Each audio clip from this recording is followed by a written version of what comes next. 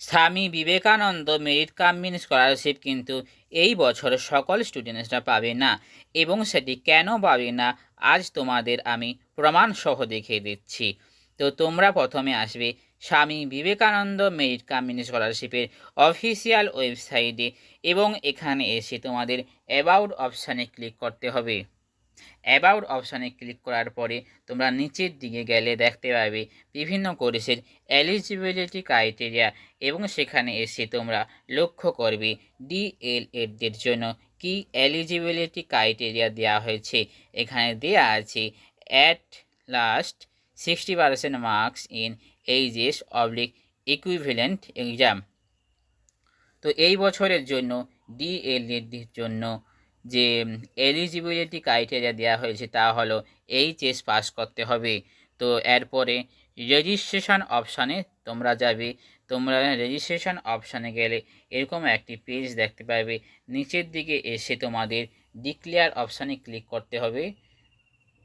Declare অপশানে click করার পরে প্রসেস ফর রেজিস্ট্রেশনে ক্লিক করতে হবে।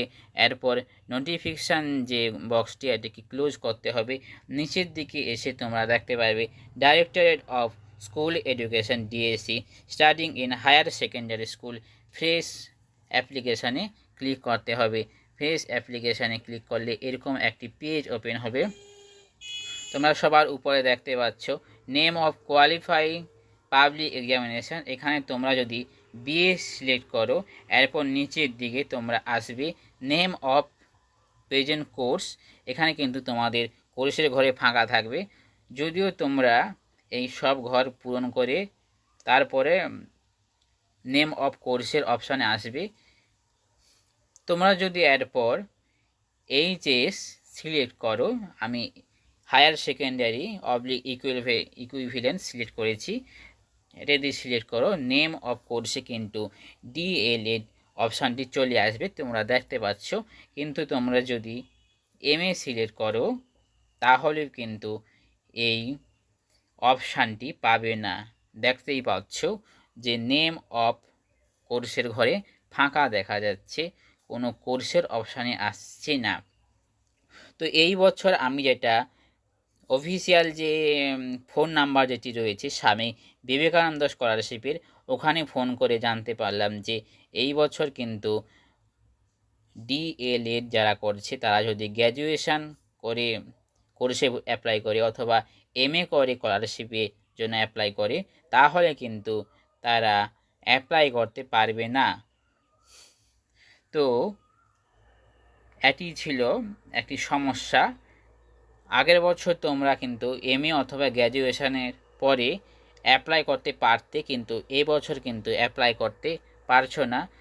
এর জন্য তোমাদের কি কার্য করতে হবে তা আমি বলে দিচ্ছি।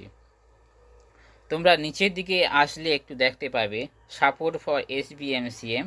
এখানে ফোন নাম্বার দেওয়া হয়েছে এবং একটি মেল দেওয়া হয়েছে। এখানে ইমেল করতে পারো, অথবা সব থেকে ভালো হবে তোমরা সরাসরি মুখ্যমন্ত্রীকে ফোন করতে পারো, অর্থাৎ সিএমও গিভেন্স করতে পারো। তোমাদের তার জন্য আসতে হবে গুগলে সার্চ করতে হবে সিএমও বলে, সিএমও বলে সার্চ করলে তোমরা যে চিফ মিনিস্টার গ্রিভেন্স পোর্টালে সেখানে তোমরা চলে যাবে। তো নেটওয়ার্কের একটু সমস্যা হচ্ছে, তাই একটু ধৈর্য ধরো।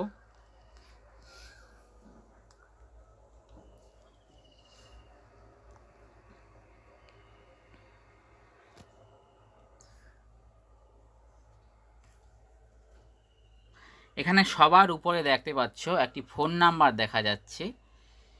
এই যে একটি ফোন নাম্বার, এখানে তোমরা এই ফোন নাম্বারে যাবতীয় বিস্তারিত যে তোমাদের প্রবলেম সমস্ত কিছু এই ফোন নাম্বারে জানাতে হয়, এবং ওই ফোন নাম্বারে তোমাদের গ্রিভেন্সটা দিতে পারো। তো এটাই সব থেকে ভালো হবে, তোমরা সরাসরি মুখ্যমন্ত্রীকে ফোন করে তোমাদের যাবতীয় প্রবলেমটি জানাও।